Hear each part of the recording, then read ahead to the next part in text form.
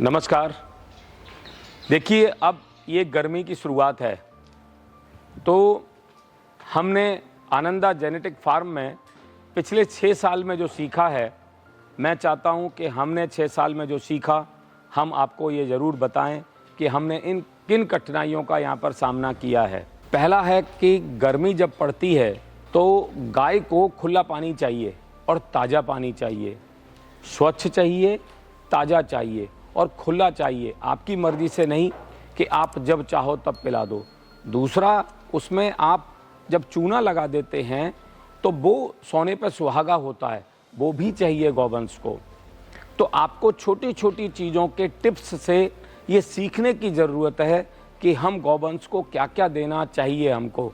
तो आपको हरा चारा गर्मी में देने के लिए संसाधन अपने बनाने होंगे। हरा चारा उसको चाहिए, तो लोग सूखे चारे में सिर्फ दाना डाल देंगे, उससे बात नहीं बनेगी।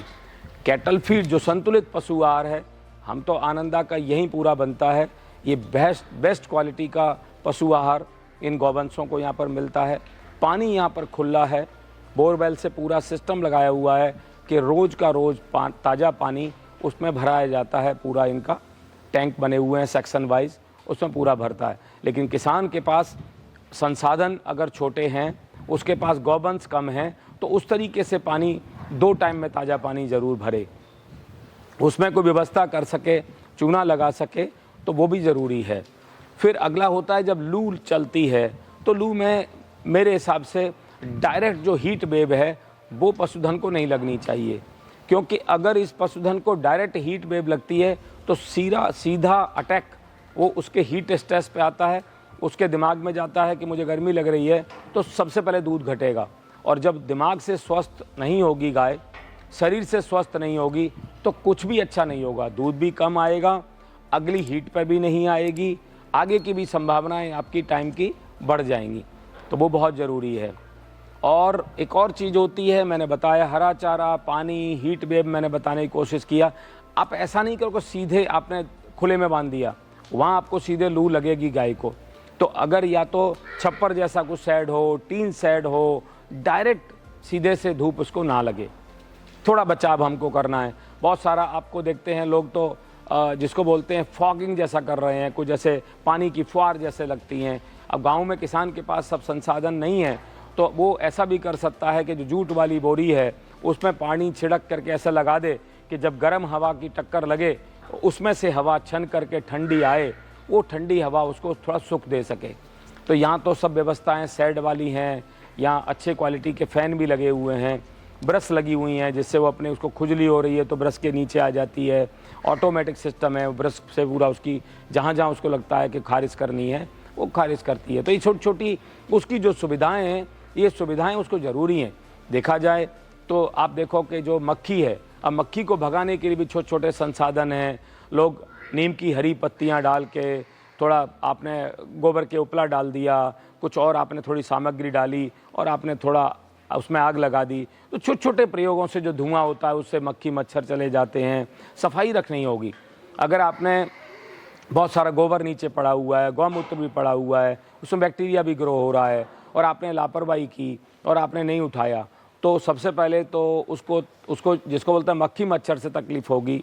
और आपको लगता है कि गाय को कोई फ़र्क नहीं पड़ता है। मेरा ये मानना है, जैसे हम अपने आप को देखें, इंसानों को देखें, हमको गंदगी में कहाँ अच्छा लगता है, हमको सफाई में अच्छा लगता है, ऐसे गाय को सफाई में अच्छा लगता है। तो वो उसको आपको गोबर को, गौमूत्र को वहाँ से हटाना चाहिए। अगर किसान के पास बंदोबस्त हो सके तो वो ज़रूर करे। दूसरा, जो रॉक साल्ट है, जिसको बोलते हैं सेंधा नमक जैसा, हमारे यहाँ तो पूरा बड़े बड़े पूरा साल्ट जो है, नमक, वो जगह जगह रखा हुआ है। जब उसको मन करता है, उसके पास साल्ट की कमी होती है, तो खुद गाय चाटती है। तो इन सब चीज़ों से मिनरल्स की जो कमी होती है, वो मिनरल उसको पूरी हो पाती है।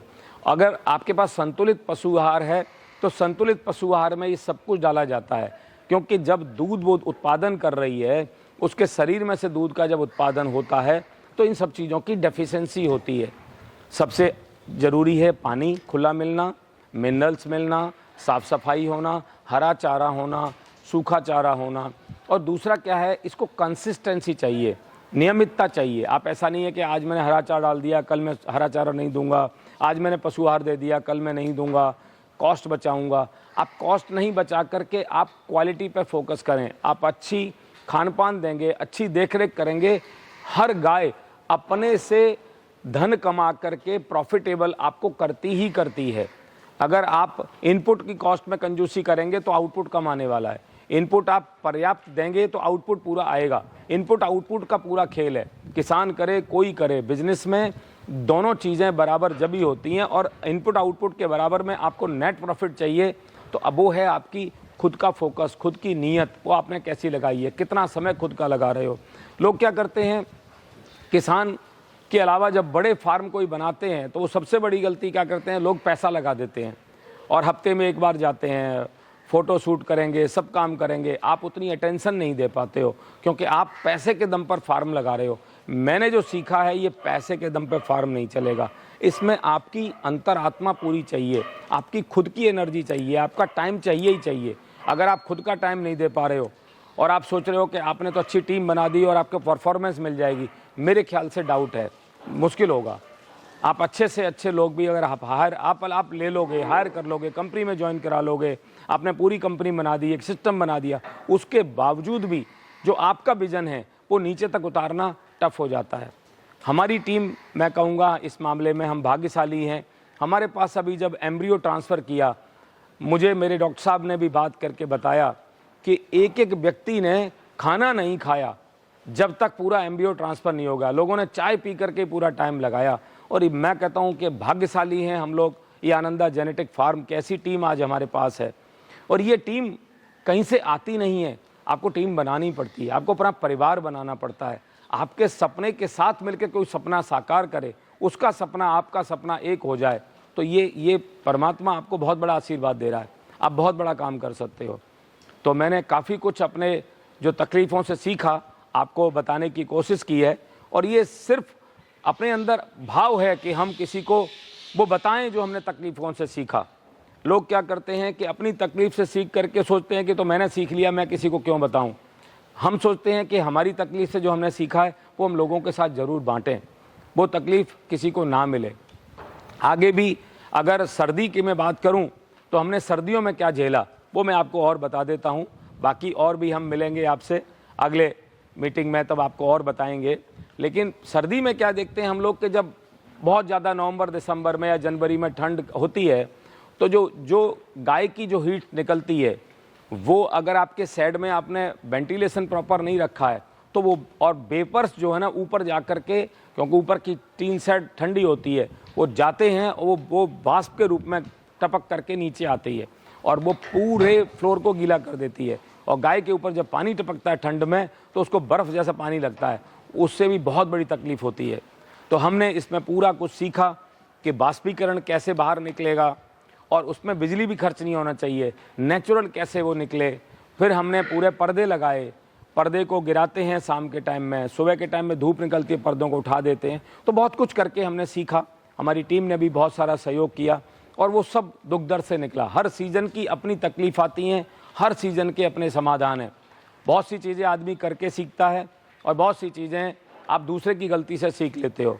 कोशिश की मैंने कि जितना हम लोगों ने सीखा वो सब शुद्ध विचार भाव से आपके साथ साझा करें। बहुत बहुत धन्यवाद। आनंदा आनंद करो, आनंदा आनंद करो।